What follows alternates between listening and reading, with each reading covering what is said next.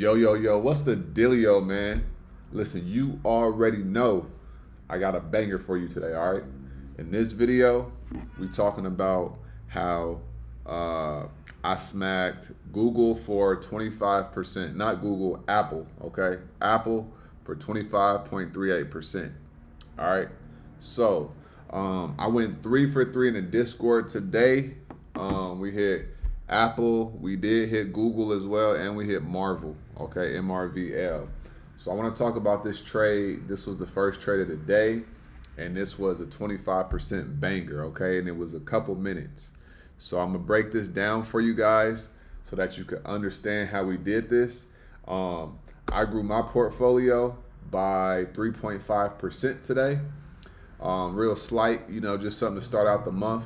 There's people in the Discord right now, they grew their account by 10%, 14%, 20% already. All right, we got this account compounding challenge. So if you want to double your account in July, I highly recommend you join the Discord. All right, we got all the resources for you. So you can tap in with that, lock in with that. All right. So I hit Apple today for 25%. Now, let me break this down for you.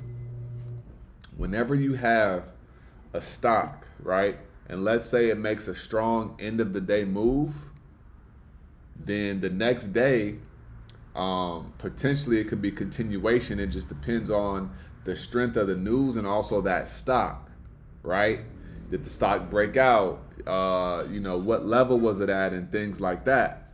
So Apple yesterday, obviously we know that it made a crazy move yesterday, right? So when I saw that yesterday, I was like, okay. And then today, I was like, we could potentially have a continuation, right? We could have a continuation. Now, I don't know when in the day that they're going to give us the move, but I'm expecting a pretty big move to the upside, all right? So we're going to go to the charts, and I'm going to break it down for you guys, all right? Boom, right? So we got Apple right here. So these orange lines are my pivot points. Okay, these are my pivot points right here.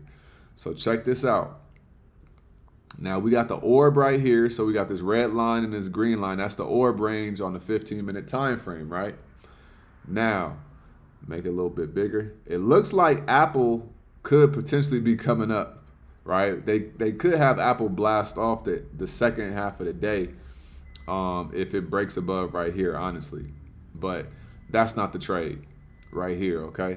So check this out. So we got the range right here. All right, we got this range right here.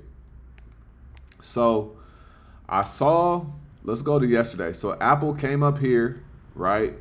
And then it closed right here. All right, so it closed at 205. All right, so we're going to put a line right here. So Apple closed yesterday at 205, right? All right, so then it opened at 206.68, and it came down right here to 206.18. So it didn't come down and fill the gap, right? And it wasn't a big gap anyway. So if it came down, cool. If it didn't, that's fine as well, right? So I'm looking at this first 15-minute time frame, and I'm like, okay. I go down to the 5-minute. I look at it a little bit, right? And I see this candle, okay? I see this candle. So this seller stepped in, held this support, bounced up, rejected off of that, and then boom, right? This candle, buyer stepped in, and this one looks pretty bullish. So that ended that first 15-minute candle.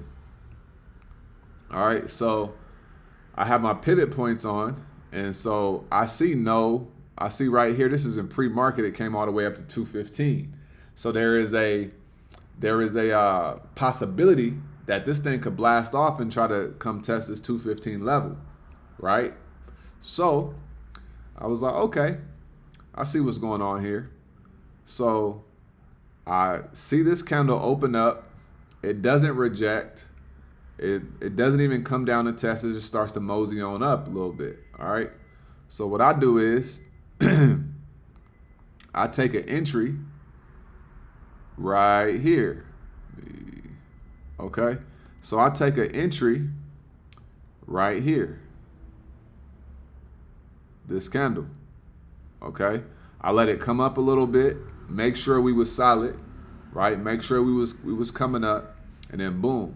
Because I knew, I was like, all right, we're down here. We could come up and test right here. So worst case scenario, I may get 8-10%. If it rejects off of this orb right here, then I may get like 8%, right? But if we break through, we could really make a move, right?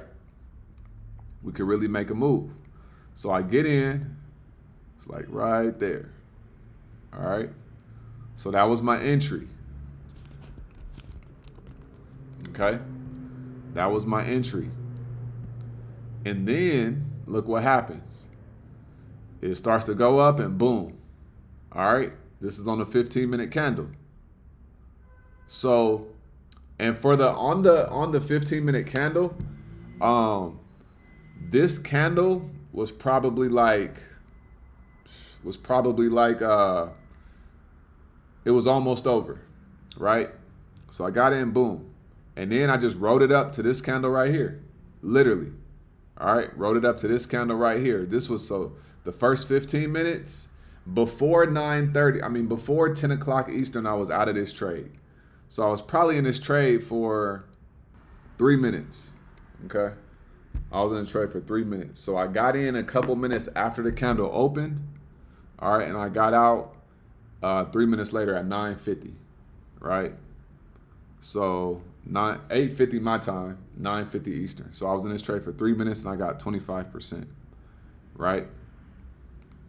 So boom, got in right here, got out right here, and we was able to collect 25%. It's that simple. It is really that simple, okay? This candle came up a little bit more, but initially I was expecting for it to come up here. But when I was up 25%, I was like, you know what? I'm going to take that and I can always re-enter.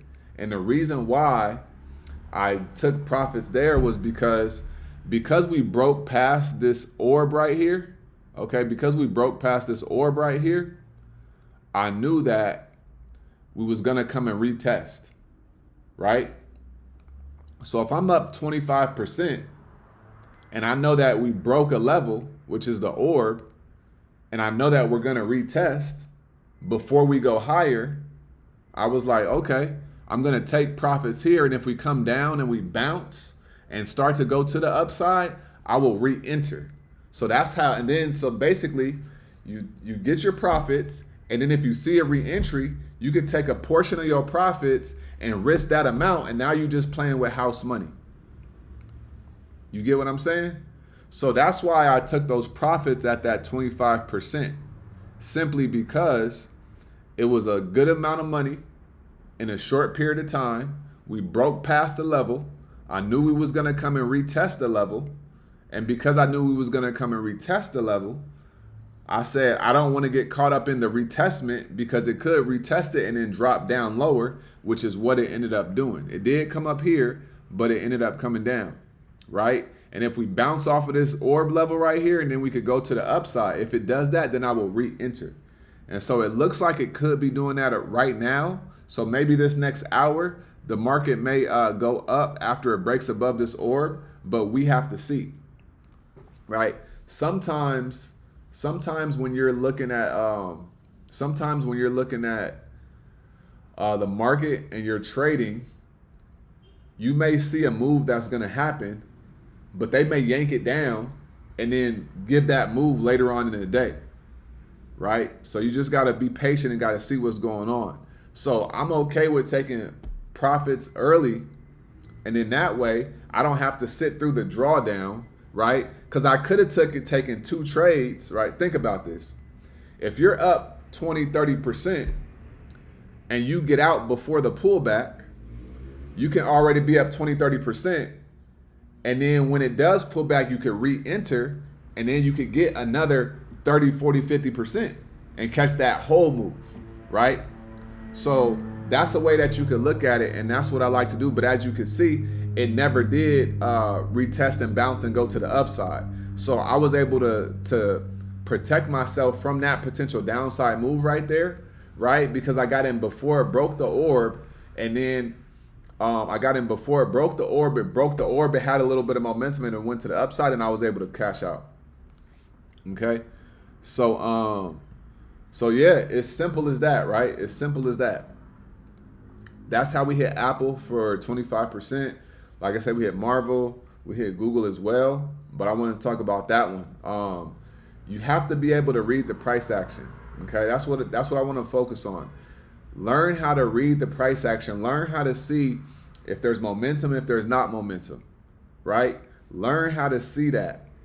And you want to, I like paying attention to the EMAs or support levels, right? If it is holding above a certain support level, then that's a good sign that we could be going up to the upside. If it goes up and then it comes right back down, then no, right? It was weak. But if it goes up and then it's holding a level, then it's pretty strong, and that's a good sign that it could be going further to the upside. Okay. So it didn't reach my target, but I was still able to make a good percentage off of that trade, and I was able to protect myself from that downside. All right. So that is the trade of the day. All right. I hope that this made sense, and I hope that it helps you out. All right. Like I always say, make sure you get up out of your head and go get into this world, because your head is a dangerous place to live. All right. And also remember, the more you study, the less you worry. All right. I'm going to see you guys on the next video. Peace.